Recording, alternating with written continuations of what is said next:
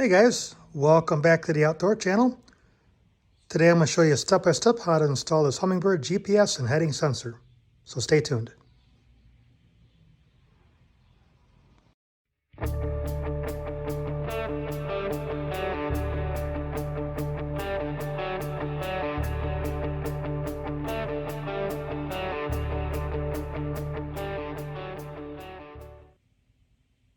To kick things off, Humminbird actually makes two different models of this.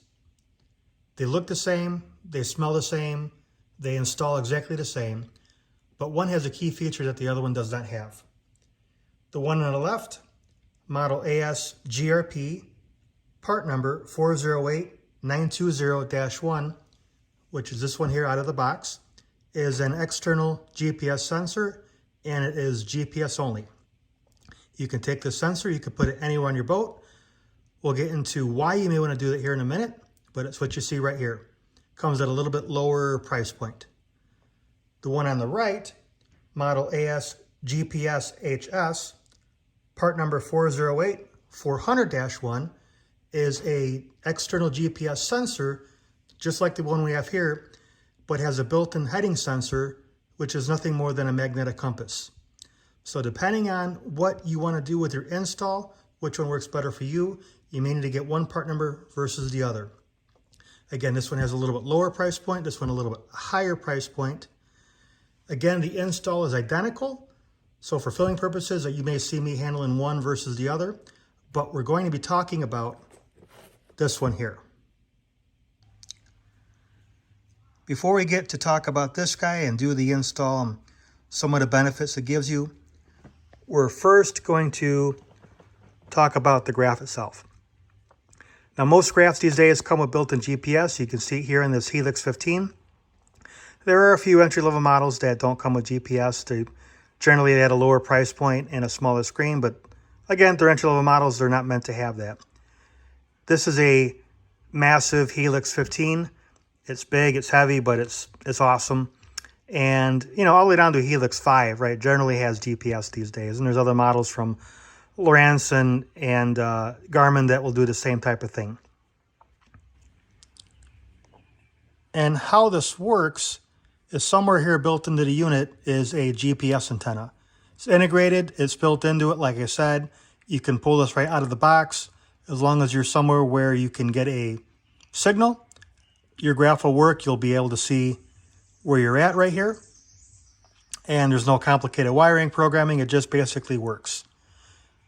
Now, and you can see it moving there a little bit.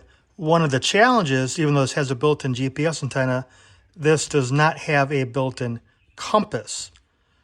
So it doesn't know which way I'm facing, especially in a stationary state like we're in right now. We're just in the garage, doors open, I'm getting a GPS signal, but it has no way of knowing if I'm facing north, south, east, or west, or any point in between. Again, there's no compass built into this. So it's going to do what you see there. It's going to move around and bounce around if you're stationary. How it does know which way you're facing is by movement. So a lot of these have some kind of refresh rate. You know, I want to track every second or couple of seconds, whatever that is, or feet. Each, manufacturer does something a little bit different. But if I'm here and then I move here and then I move here, it now knows I'm facing that way. It'll give you position and knows which way you're going. That's great if you're in motion, and it'll always point north or in a direction that you're going in, depending on how you have your graph set. But let's say you're stationary, got your spot lock on your Minn Kota, or you've got your talons down on the back and your anchor somewhere, you got a physical anchor off the side, you're not moving somewhere, right? You're going to get the same result that you're seeing here. The GPS doesn't know which way you're facing, and you may bounce around a little bit like you saw here a moment ago.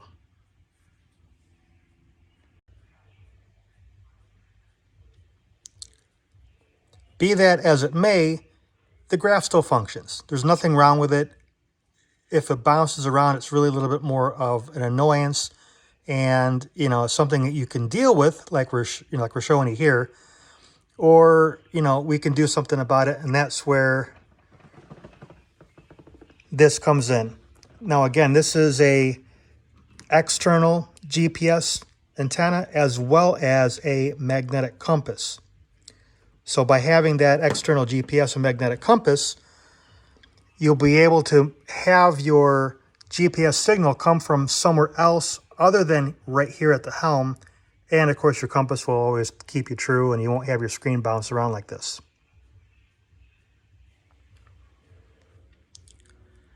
So why would you want to add this? Well, the magnetic compass is pretty self-explanatory. Again, we're watching this thing bounce around. But what about the GPS part?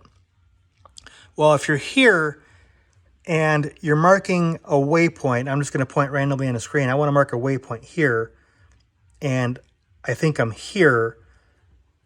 Well, that waypoint is going to mark its GPS position based on where this antenna is at, and that's here at the helm.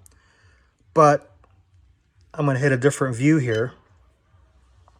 I know I'm not going to get anything here, but let's say I marked that waypoint because I saw some structure here that I like. Okay, I hit it. It's picked up this GPS sensor, but where is this? This is almost 10 feet away, all the way back down here. Right, my transducers are down there. So for every waypoint that I mark, I'm always going to be 10 feet off. And so that may be a big deal. It may not be, but that would be a reason why you would have that sensor. We can put that sensor somewhere back here, right next to or as close as we reasonably can to that transducer. Now I'm only a few inches off. Another maybe more dramatic example, let's say I'm fishing off the bow, and let's say my bow unit is not talking to the transducer in the Humminbird. And I've had to do that in a pinch. Transducer went bad. I'm having to use the transducer to read up there all the way back here, and I want to mark a waypoint. Now I'm almost 19 feet off. All right, now that you know a little bit as to why you would use something like this, let's actually get into the nuts and bolts and the install and things like that. So your kit's going to include everything you see here. You'll get your puck. You'll get a mount that will accept something like this. You don't have to use this, but maybe you have a center console or something where this sticks up above the center there. You can use it something like that. You don't have to, again. Put that off to the side. You'll get some instructions, stuff us guys never read, but actually it's pretty thick and pretty thorough. You'll get a pigtail here. We'll talk about this in a little bit.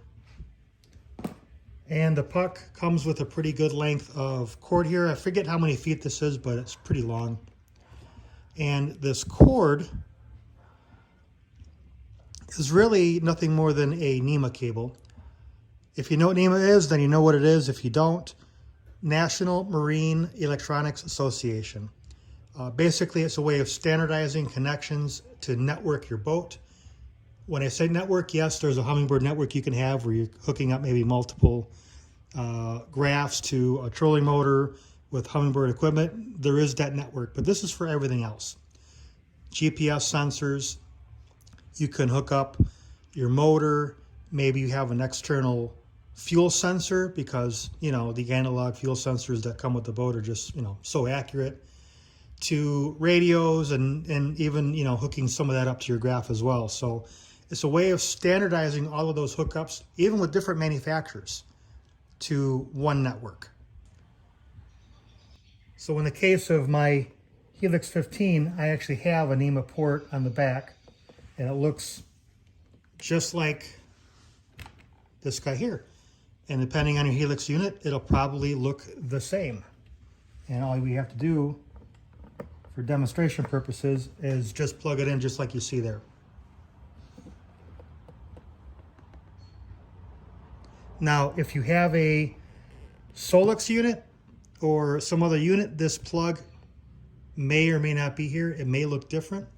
This is where using the dongle may or may not be useful. Now, this dongle specifically is meant to extend your NEMA network, so I don't necessarily need to use this because I don't have any other NEMA accessories on my boat currently.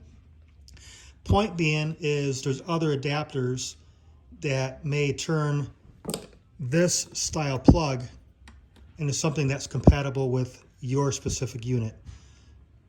Hummingbird's got a website. I'll leave that below in the description. You guys can go to the website and see specifically which one you need. Again, most of your newer Helixes and other models, you won't need anything. You can use this. Check the back of your unit before you buy it, and as long as it looks like this, you should be good to go. If you're not sure, again, go to the Humminbird website, or even better, go to your dealer. That's why they're there.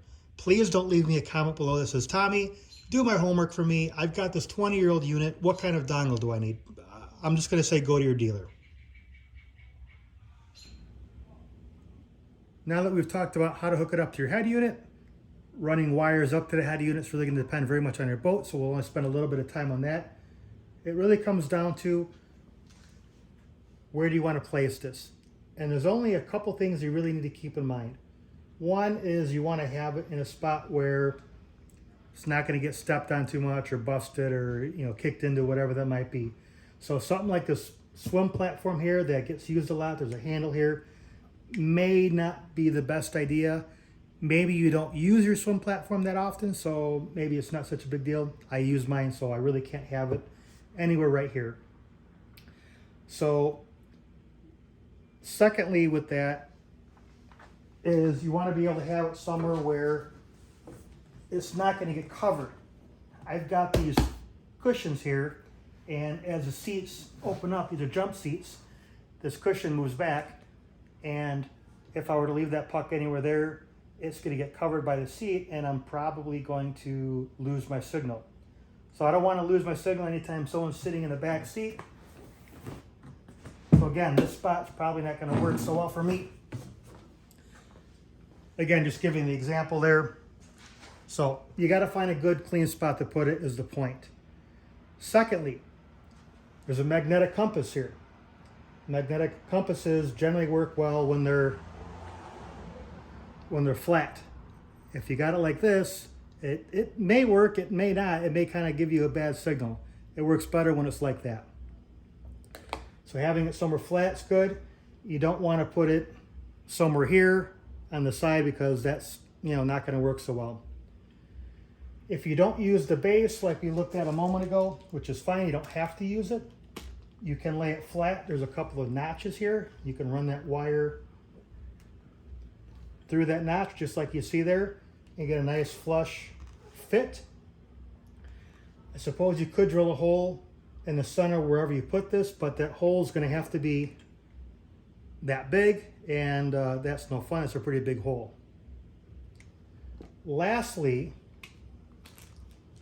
you want somewhere that's not going to get any magnetic interference. So somewhere here on this carpet, it looks like it's fine. I can move this around. It's pointing north, it's pointing south, it's pointing as it should be. If I put it up here and move this piece of metal out of the way, same thing, I can move it around. It points true no matter what position I have it in. So there's no magnetic interference there. I'm going to give you a close-up so you can see this a little better. Notice how I'm turning this compass. It stays true no matter which way I turn it. This is what you want to see. There's nothing interfering with that signal. It stays true. Doesn't matter where I put it on this carpet, for example, it stays true. If I take this big piece of metal here, and I actually thought about using this as a bracket until I tested it. I put this on here, and I can actually feel there's a little bit of a magnetic pull here, and I start to turn it. See how it's not true anymore? This is what you don't want to see. If you're getting this, when you go to do your install, don't use this spot or this piece of bracket or metal or whatever you're using. Find a different spot. Take it off again. We're back to true.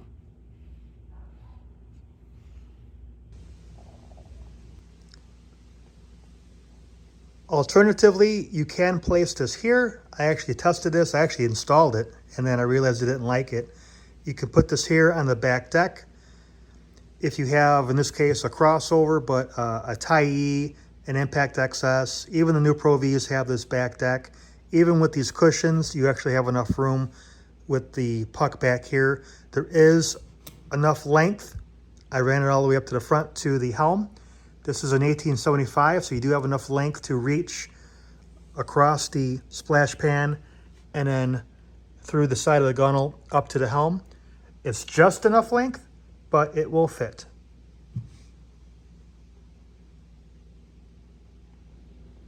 I almost used this bracket here.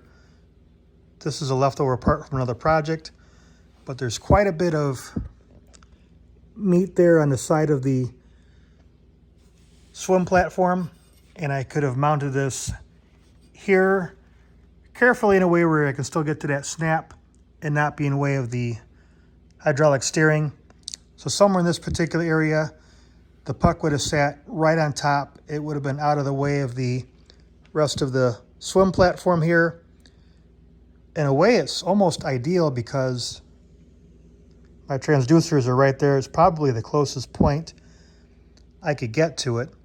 The problem is this one is made of metal, and although it would be really sturdy and rigid, as you saw from one of the previous clips, that compass didn't like this. I was getting some interference from this, and therefore I couldn't use it. However, if you were able to find a plastic bracket that has some rigidity to it, maybe some thickness on it, that was about this size, you could probably consider that as an option. After some internal deliberation, I've pretty much decided that I'm going to place this somewhere back here, just like this. It's out of the way to swim platform. It's close to the transducers. I'm not worried about these cushions that are here that I talked about a moment ago. And it's really a spot that's out of the way. When you go to install this, you're going to see a little arrow right there, and that needs to face as true to the front of the boat as you can. Now, it doesn't have to be perfect. There is an offset, in my case, a helix that I showed you before, where I can tweak this a degree or two in case I'm off this a little bit. But having this as true as you can will certainly give you a better starting point.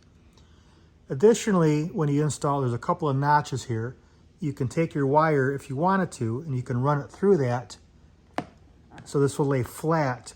And if I were to do that back here, and you can, of course, right? I could take this and I can maybe tuck it here in the Lund Sport Track system and tuck it in somewhere. That would be okay. However, in my case, I do a bit of fishing off the back of the boat. I do a bit of trolling. I don't want even a little bit of wire hanging out back here because I might get that snagged. And honestly, I want it a little bit cleaner. So what I'm going to have to do is, since this is tied to the middle here, I'm going to have to drill a hole right here to feed that wire. And it's going to have to be a decent sized hole to fit that plug through. And then, of course, affix the rest of the mount using these two screw holes that are here to the top of the gunnel. Now, I've already taken my compass. There's no interference here like I showed a moment ago, so everything's clean. There's a little port here that I can reach into and grab wires and feed things through. Putting my hand in there, there's the aluminum that's here, but then there's a, I'm not sure, a 1/2 or 3/4 inch piece of plywood under this, so I'll have to drill through both, but no big deal. And if I screw up or I don't like it, I'm gonna have a big hole back here. Worst case, I can put a piece of rubber back here as if it's a step or something to kind of cover that up. But hey, it's a boat. It's going to have dings and dents, and you're going to drill holes in it. It's a new boat, so it's a tough one to swallow, but I think it's the right decision, at least for me. To place this somewhere back here, I'm going to have to drill a hole somewhere that represents the middle of the puck here. What I have is a hole saw. This one's a 1 inch, I think. You could probably get away with a 3/4, but this is the smallest one that I have. Again, as long as you have something that will fit that through, you should be pretty good. And it's got to be lined up somewhere centered with this. You don't want to be too far to the left or to the right because you got to make room to put your mounting screws in on the back of this as well. So here goes nothing.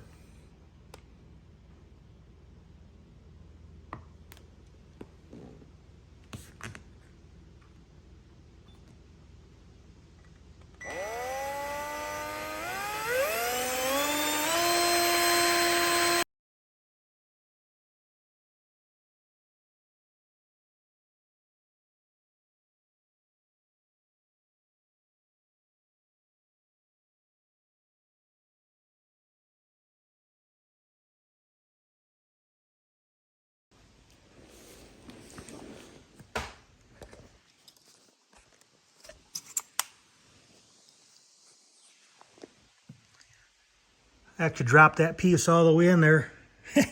I'm not sure if I'm going to be able to fish it out. But that's actually quite a bit of plywood they put in here to reinforce the gunnel. So if you ever put any kind of downrigger or some kind of rod tree on here and you wonder how reinforced this is, well, there's your answer.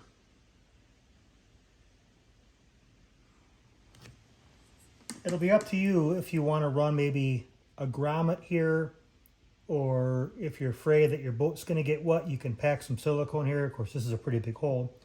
But that'll be up to you what you want to do. I'm going to go ahead and start running the wire through. I find that attaching a piece of used solid wire, something like I have here, something you can bend and influence a little bit, makes short work of running wires from here to this access hole that's down here, which is neither one I can reach very well with my hand, but I can put a little bend in this guy and start to run that through like this, and start to run my wires through, and then hopefully I can reach in here, and I can, and I can pull this wire and start to run this through. And then you can repeat this process throughout the different areas of the boat that you may need to run this through. Now, depending on your model, you may have a unit like this with all your plugs included, or you've added something like this after the fact. In this case, that wire will go right there to that rectangular port there with the little notch in it. It'll match the cable here, even though it's, there you go, it'll look like that. To take this apart, it's quite simple. There's 2 screws here. Take those out. This cuts in half. Be careful not to lose those or these little spring-loaded pieces here, because they are all separate once you take this apart. But basically, place that in here and close it back up. If you don't have this unit, then you just plug it into the back of your helix like I showed earlier in the video. We're pretty much wrapping things up. We have a couple things left. One is to flip a setting on the helix. Next is to really kind of tidy up the cables and things like that. And last is really to take it out in the water and see how she does. So the setting on the helix is really quite simple. You're going to go to your menu, your main menu there. We're going to go to Network, Network Source Setup, and you can kind of see that in the background it's still kind of moving around there because we haven't flipped it yet. Go all the way over to GPS, and you're going to see there's a second option there that would not be there otherwise. You have your fixed antenna that we talked about earlier. That's bounced on all over the place there. You can see it. And the new antenna that we just put in. And we're going to select that. And we're going to exit. After you've updated your network, we can check a few more things just to make sure everything is set up okay. So I've paged over to my GPS diagnostic view, and I can confirm that the source is external GPS, and your fixed type should read enhanced. Additionally, a few more things that we can check. Go to your menu, Go to your user mode. It should read custom. That'll give you a few more options here that you can check that you would otherwise not see. Now you can see I have my boxes set up here. You don't have to do this, but this is a nice way for me to see everything that's going on. And in my case, this box here is reading heading. You can make these boxes read whatever you want, but heading is going to give you a compass reading. If you have C over G, which is course over ground, that's going to give you that GPS heading that we talked about earlier. Since I have a read here of 280, I know that my compass is working.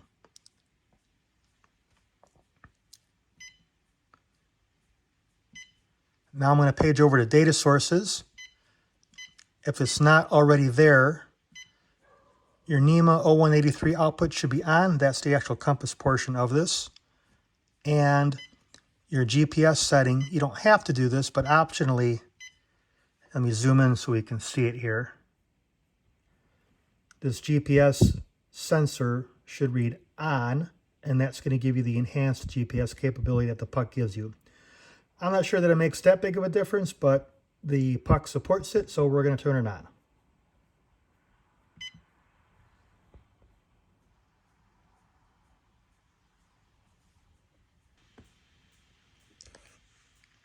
You can also test the compass by turning it a little bit. So I don't have it mounted just yet, but I made a pretty big turn. So if I look at the unit, and let me just zoom in here with the camera. It's reading 248, and you can see it's not bouncing around. There's the boat. 248 is the heading, or at least somewhere between 248 and 249. Let me turn this again. Just completely move it around like that.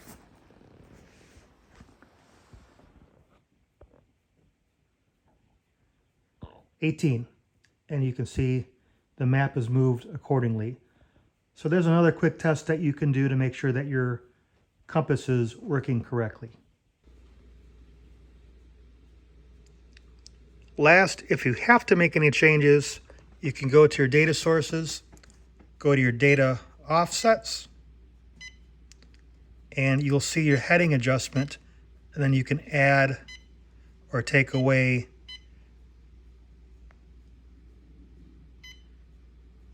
anything that you think you need if you're off by a couple degrees.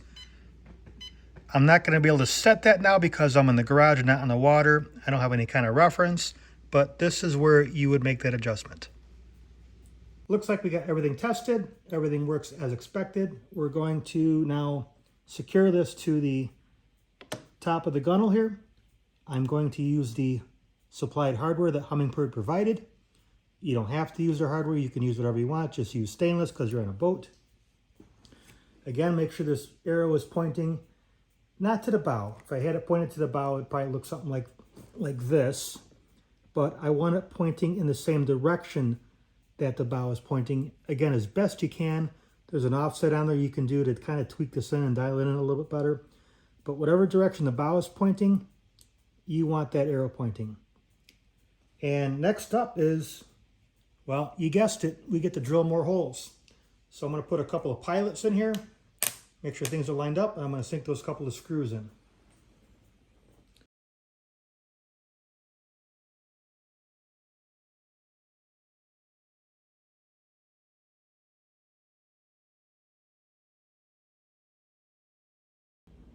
So I've drilled these out, and you saw that I started these with my drill, but I'm probably going to finish these by hand to make sure I don't strip anything going into the top here. All right, guys, that pretty much wraps things up. If you follow the instruction in this video, some of the tips and tricks I gave you, you have a general idea where you want to put your puck and run your wires.